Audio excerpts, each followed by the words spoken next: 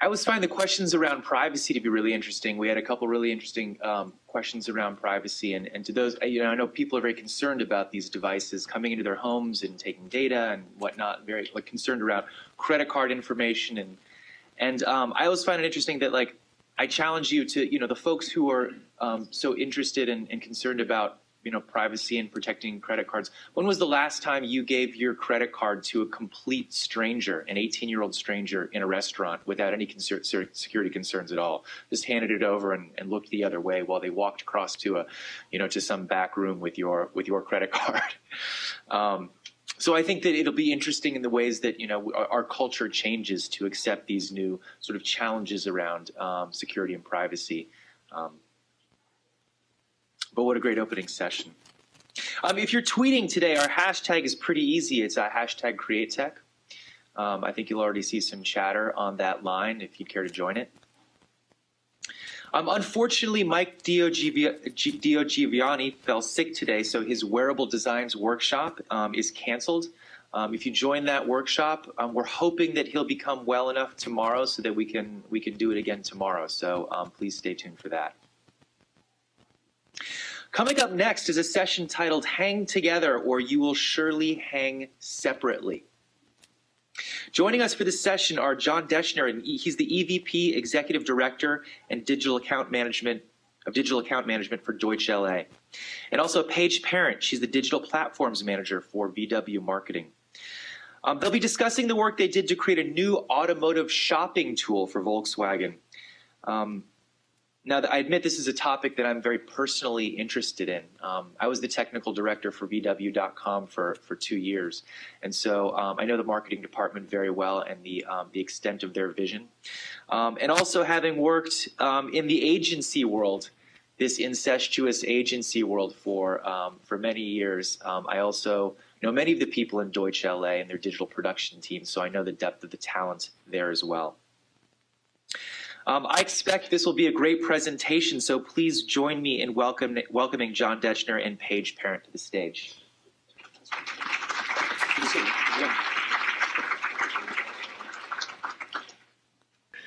So it's interesting. Like I said, there are some folks here that I worked with at CPB.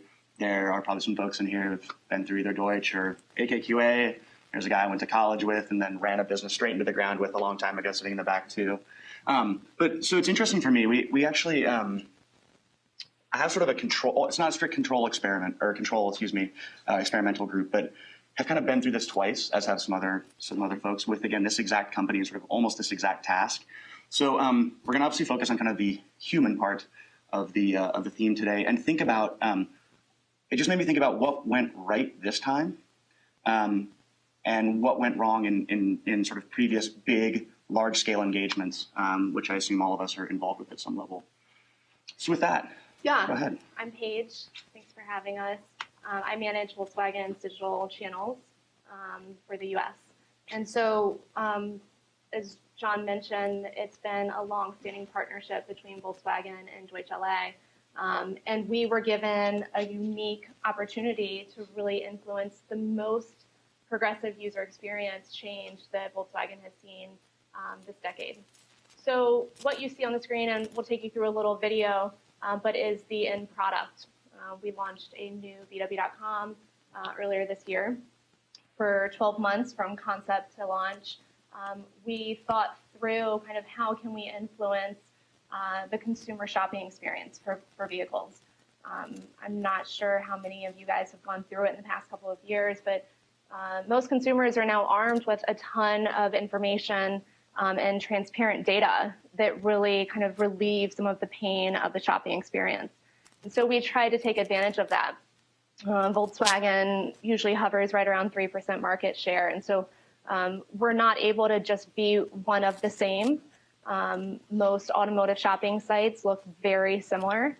And so from a beloved brand perspective, we also had a little bit more leeway on introducing a product that was able to really make consumers fall in love with the vehicles. And so what you'll see is hopefully arming our customers with a little more transparency. So it's a radical simplicity design, tablet first. The center of the site is a tool called Find a Match. It's a nonlinear data configurator that lets the consumer shop by very familiar terms as opposed to having to know the product hierarchy. The end result is a vehicle profile page. So every vehicle on the ground has one of these. And again, it's very familiar. And so similar to a dating profile, we're matching our consumers with the vehicles near them. There's a lot of infrastructure and technology services that went into this that luckily we're not talking about today. But the end result is a very progressive, digitally savvy, and at this point, a product that's really moving the brand further. So I'll just give you an idea of kind of how the success has been rewarded in the past few months. The bounce rate has steeply declined, and so for us, just getting someone on the site and taking one more step is a huge win. Find a dealer searches and lead conversion. So this is as low funnel as you can go from a non-e-commerce site. But for an auto shopper, for an OEM, the original equipment manufacturer, we have a huge responsibility to involve our dealer network. And so these two wins really give us a lot of clout to be able to keep iterating and enhancing the site. So I think it's funny, I've heard and given a couple of these presentations, and sometimes listening to somebody talk about all the things that went right makes you sound sort of like a smug bastard. And also isn't necessarily something you can learn a ton from. So one of the things that was interesting to me as we were putting this together was to think about, so before this, there was a huge thing that was called the DBS, and in classic highly creative German form, that stands for digital business strategy. But it was basically this idea of there was a new global CMO, and he was like, he basically had this sort of same insight that we had a couple of years ago, which was like the automotive shopping process is kind of broken, and Volkswagen depends, they sort of trade first or second place in terms of largest car company in the world, had 80 territories with like 55 or so different solutions rolled out there. So he's like, there's one smart way to shop to basically do a car site. We're going to do this total replatforming. And I happen to have just gone back to the agency where I'd started and got to sort of be a part of this. It didn't go well. It went really poorly, in fact. The idea was to roll it out in every single country in 3 years. It's rolled out in 12 in 8 years. Yeah, so within the first 3 years, somehow the U.S. was the only sucker to get on board. So yeah, and I think I wanted to think about what happened there, because I got to be along for every step of the way, and then also when we got involved in this project, there were a lot of things we didn't want to have happen again. So we want to talk about what went really, really wrong with that, because I think there's some very common themes that I've been through in other big engagements, and I think they're very human driven. They're like, unless technology fundamentally changes or there's a huge solar flare, generally the reason that these things go sideways is because of the people involved. And I think it's funny, at our agency, we talk a lot about this being personal, like it's a human-driven business. And I think a relationship framework is an interesting way to think about how these things either work or don't work. And I think, too, when I was thinking about it, luckily I've been married for 12 years, so I haven't had to go through this recently, but it feels a lot like that, from the initial flirtation all the way through to the massive crash. So we will belabor this metaphor until it gets creaky. So first, there's that courtship. There's flirting. There's some light petting. Everybody's excited. You're pulling together all these people in a room. There's, the client or the company. There's some agencies, some vendors. Everybody is so excited. And you're talking about how great this is going to be. And this is totally going to be the one. It's going to be great. And there are a lot of promises made. There are delusions of grandeur. But it's exciting. And everybody's happy. And maybe there are some unrealistic expectations or promises made, but that's kind of what you do at the beginning. You are your best self, Next, the master of foreshadowing, really purple foreshadowing. Things are still going well, but maybe you have your first fight. Or again, in a big project like this, someone's like, listen, here's the good news. We have 25 million euros. We have the best team in the world. We have a fantastic brand, but this needs to get done in 7 months. And you're like, well, fuck it, let's jump in the water and build the shark cage later. So I think it's, it's those first inklings of but it's sort of, you maybe I'm just being realistic now. Maybe that's what's happening. I'm just sort of like some realism is setting in. And again, maybe you have your first almost falling out, but you stop short of an ultimatum. And then it starts to get really weird. And I think this is that first time where, again, from a client, maybe a client says, like, listen, I know this doesn't make any sense, but we just have to do it.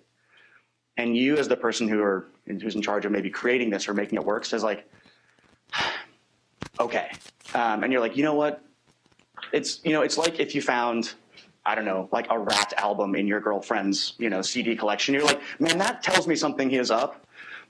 But I'm going to overlook this. I'm going to let this ride. Maybe this is just an anomaly. But this is this point at which, right, this is where it starts. And it starts to get a little bit weird. But there's so much momentum behind you, and there's a bunch of money, and like you're already in this. There are expenses that haven't been paid probably yet. This is the point, though. This is where, like, you really know. You know you're going to break up. You know this is going to happen. This is going to go pear-shaped. But you're like, and either at this stage you have the stones to do something about it, or you don't. And in this first one, we didn't. And it's not to say like everything was done poorly. I mean, at one point, I got on a plane and flew 11 hours to have a lunch with this one guy who, in fact, was involved in the second one too. Just to be like, that we have a real problem. So some things did come up. A lot of important things didn't. We let some things like unrealistic timelines. I assume many of us have had that same conversation. We're like, listen, I know you want it in this timeline for this amount of money with this whole feature set, but if you change one of those things, like something has to give, basically. And then honestly, like from my part, I backed off of some of that, and probably one too many times. And then it becomes a double metaphor, for which I apologize. This is where all of a sudden the level of effort required to keep things going starts to outstrip the benefit of the relationship that you're in. This is, I think, the point, if I think way, way back to when my friend Wyatt and I actually were living in a really dodgy apartment in Washington, D.C., where you're looking at this other person, and you're like, you know what? The effort required to talk to you today is way more than the pleasure that I will take from lying with you tonight. Like, I'm over it, man. Like, I'm just done. It's just too much of a pain in the ass. In the project sense, this is when you start to get a little bit formalistic. And you're like, well, yes, we can change that word, but it's $22,000 and it's going to add it's a day-for-day stall in the project plan. You start to fight about legal. All these little things start to happen, and basically, like, things just start to really slow down. I've seen this with one of our brand new clients, which had an engagement with a big, really good digital agency, and it just went on for like 3.5 years, and then they kind of launched, but kind of didn't. And that's that. Like, that's when that happens. This is too, like, when you're sitting there and you're having brunch, but you're not really talking, but you haven't yet gotten to this point where you're like, all right, like, take your shit and go away. And then that happens.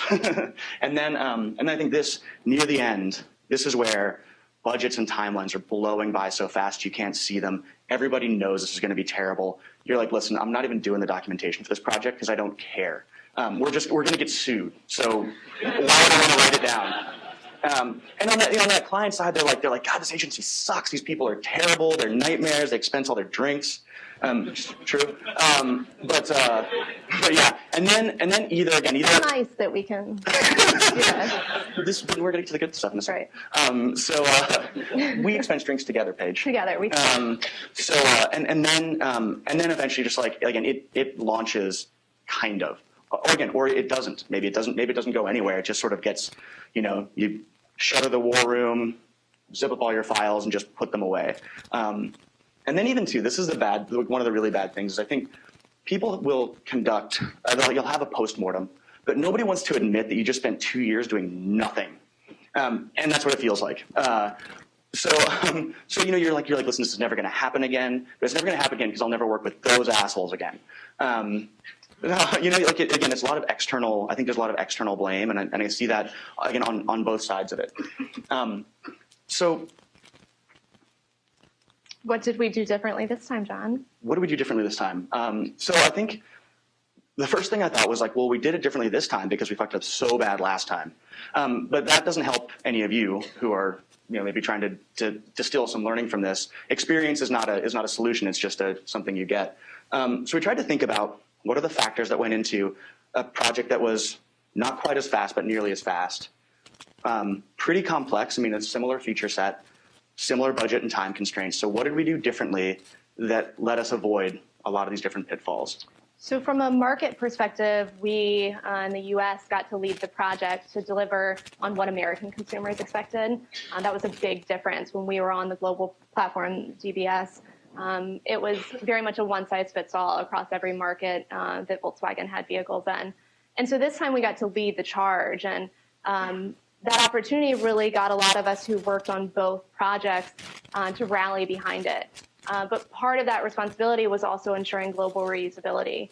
And so from a technology and a design perspective, we have now invented a product that will be rolled out across every other market, with some tweaks, of course, for localization. But we got to lead the charge this time. And so some of the responsibility there was a no-exit strategy, teamwork.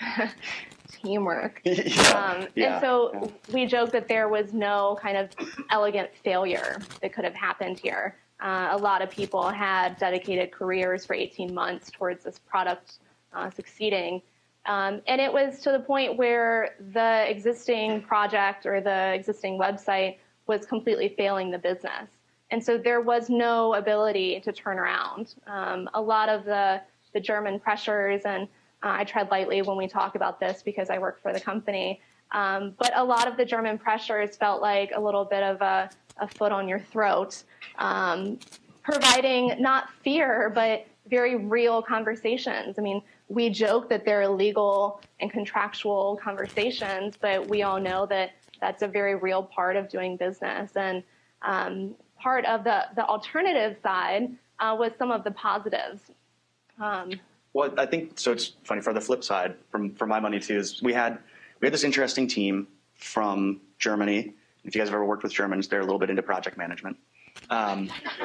We had the North American Technology Organization for VW, and again, and the marketing organization for VW of America, and they've made this huge promise, basically, of like we need to be allowed to run farther, faster than you're able to on a global level. But we're going to make something that you're going to be able to use, and it's going to be better. It's going to deliver. So again, a lot of careers were staked on this, and a couple of them ended in the middle of it, to be honest. And then for my side too, there were a bunch of us who had left pretty great digital agencies to go to Deutsch, which honestly was a catastrophically shitty digital agency at the time. But to go build this, so we'd left these like pretty great careers and pretty great jobs to go try to build something there, and this was our first real thing. And we did a lot of other sort of smaller, interesting things, but this was the first real, like, can we play with the proper digital agencies in the world? So for us too, like, if this failed, like I was going to be, I don't know if I was going to get fired, but I was certainly going to be, backwatered for a while. Like that would have sort of stalled me out in a big way. So it was like, even when things got difficult, you couldn't stop. Like you couldn't just be like, you know what? Like, forget it. Let's just change order them to death, or let's just let them do it. It had to happen, and it had to be great. So there were some very real learnings from previous experiences that we brought into this project. A big one, as John mentioned earlier, was the German control.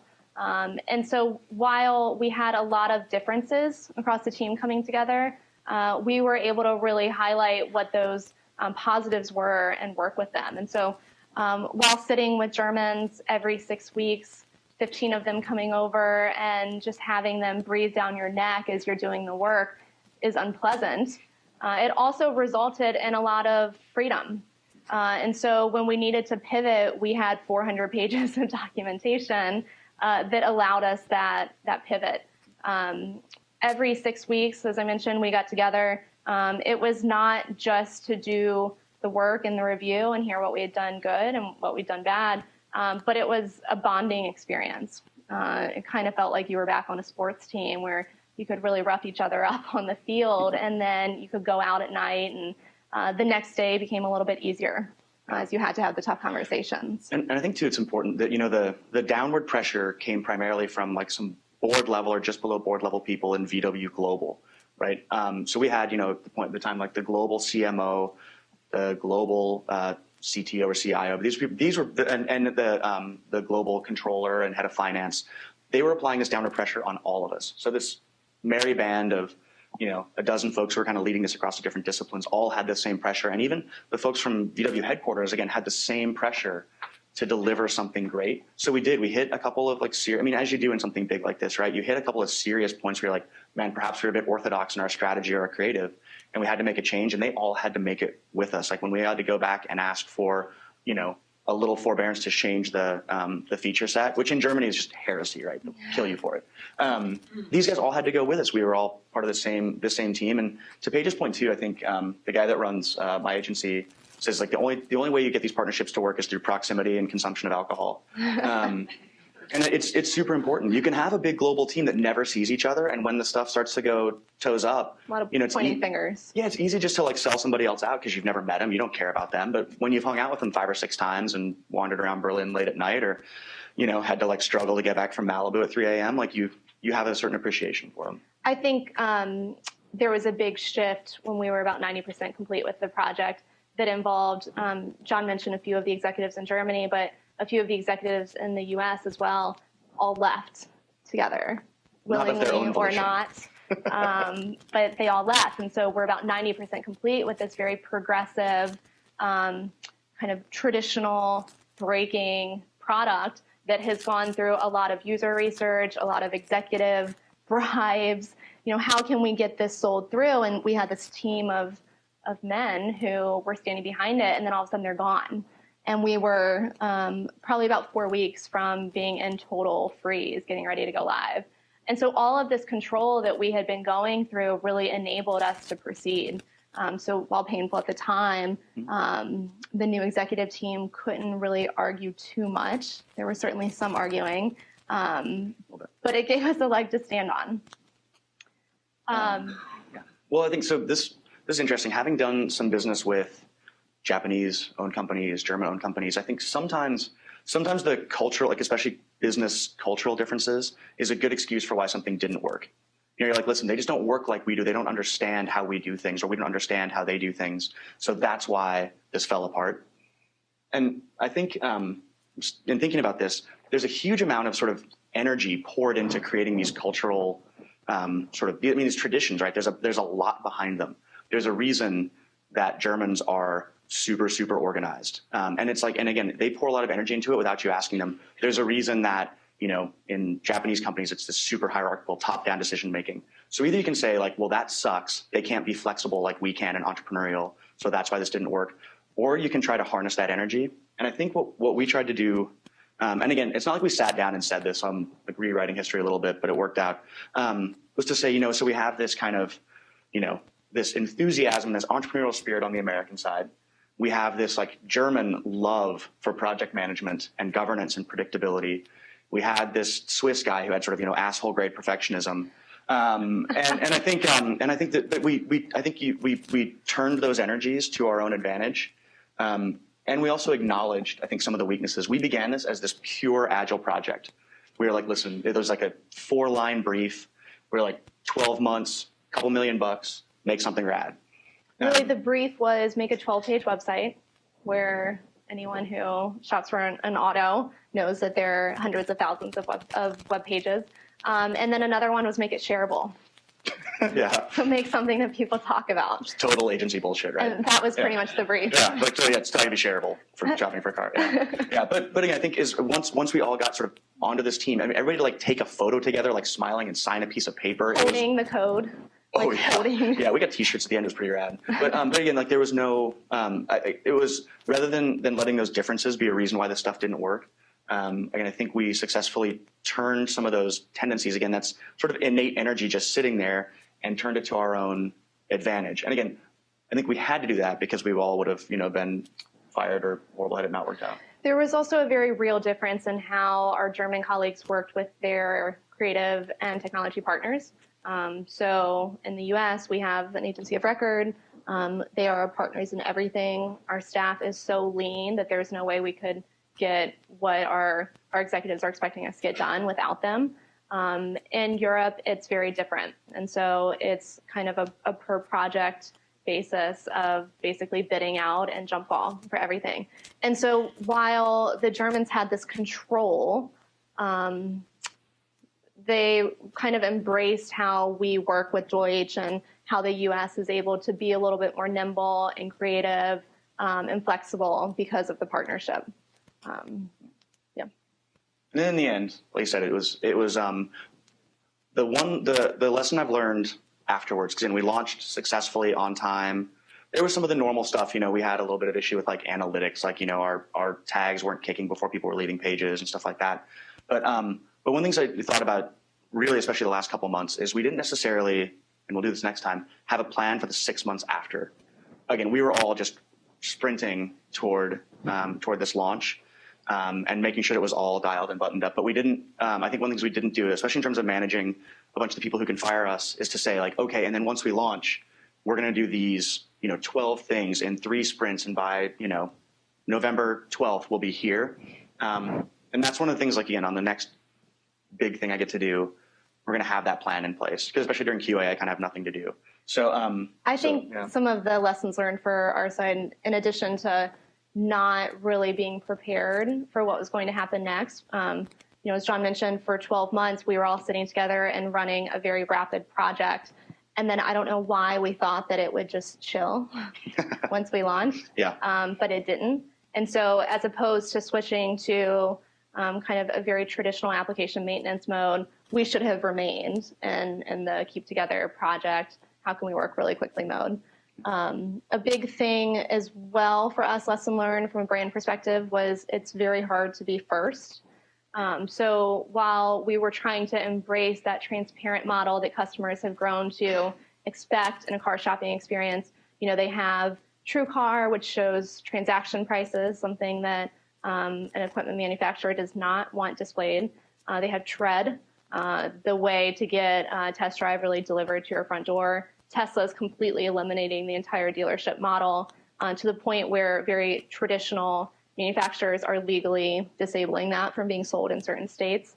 And so while we were kind of trying to push the limit and bring that sort of experience into the Volkswagen shopping cycle, it rocked some boats. And so from a dealership perspective, dealers didn't like that customers were being armed with this power and this transparency. And so we did do a lot of kind of road shows, a lot of talking dealers through it, but what ended up being the selling point was showing the data.